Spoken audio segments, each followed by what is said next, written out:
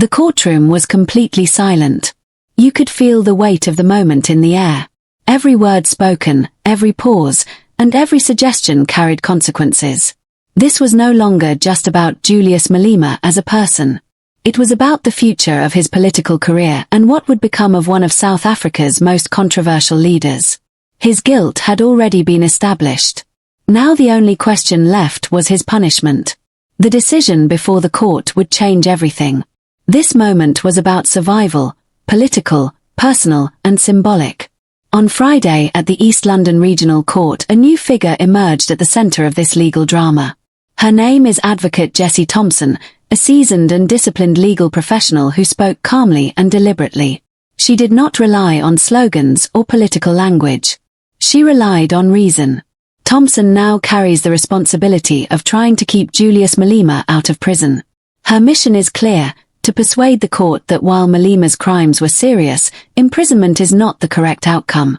Thompson proposed that Malema should receive a suspended sentence combined with a fine that reflects the seriousness of his actions. This would ensure accountability without sending him to jail. In her view, punishment does not have to mean incarceration. It should mean responsibility. She emphasized that Malema must answer for his conduct, but in a way that allows rehabilitation rather than destruction. She went further by suggesting additional conditions aimed at preventing future misconduct. Thompson argued that Malema should be temporarily barred from applying for a firearm license, reminding him that he remains under scrutiny. She also proposed that he make a financial contribution to Gun-Free South Africa, an organization dedicated to reducing gun violence in the country. Her argument was simple: if a crime involved a firearm, then part of the punishment should support efforts to prevent gun violence rather than merely punish the offender. As Thompson presented her case, Malema sat in the dock listening while the court examined his past, his character, and the possible consequences for his political career. The court was tasked with balancing justice and rehabilitation. Malema faces 5 criminal convictions stemming from a single incident in 2018 during the F's anniversary celebration in Duncan Village. That event, captured on video, showed Malema firing a gun into the air while supporters cheered around him. What once looked like a symbolic revolutionary moment is now central evidence in a serious criminal case. Thompson acknowledged the seriousness of the convictions but emphasized one crucial factor: the long delay between the offense and the verdict.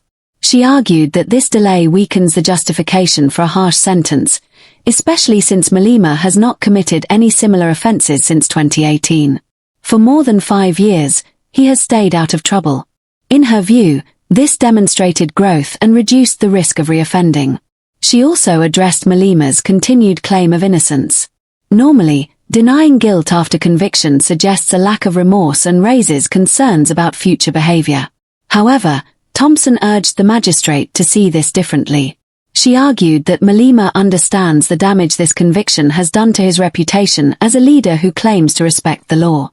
That realization alone, she said, reduces the likelihood of future misconduct. Thompson described Malema as a political revolutionary whose style is confrontational and disruptive by nature. She was careful not to excuse his actions but sought to explain his political identity.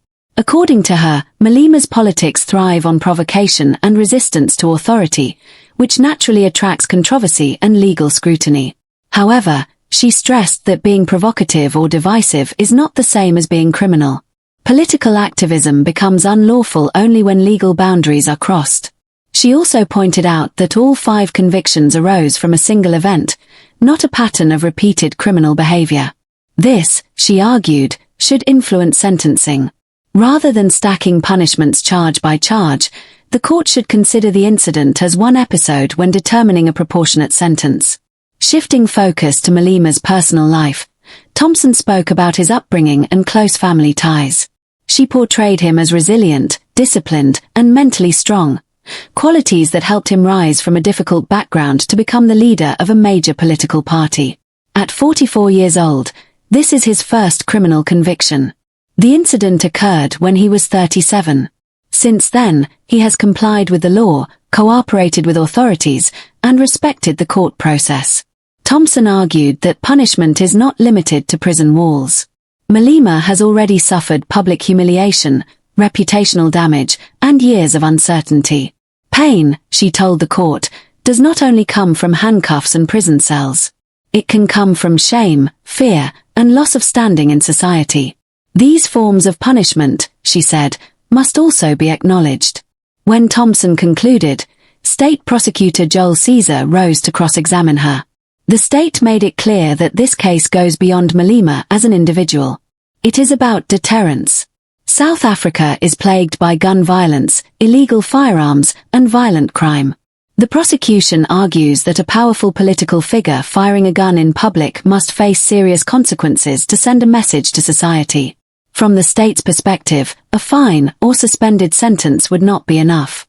They believe that someone of Malema's influence must face a punishment that reflects the gravity of the offense and discourages others from similar conduct. In their view, justice must be firm, especially when the accused holds power and visibility. The court now stands at a crossroads. One path leads to imprisonment, which would remove Malema from Parliament and deeply affect the EF's leadership and political future.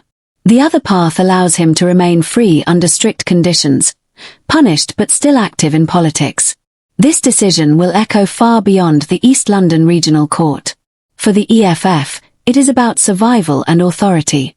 For Julius Malema, it is about legacy, whether he will be remembered as a revolutionary who crossed a line or as a leader who faced the law and continued his political struggle. For South Africa, the larger question remains: can justice balance accountability with context when the accused is one of the most powerful voices in the country? As cross-examination continues, one truth is clear. This case is no longer only about Julius Malema. It is about the fragile line between punishment and power. And the nation is watching.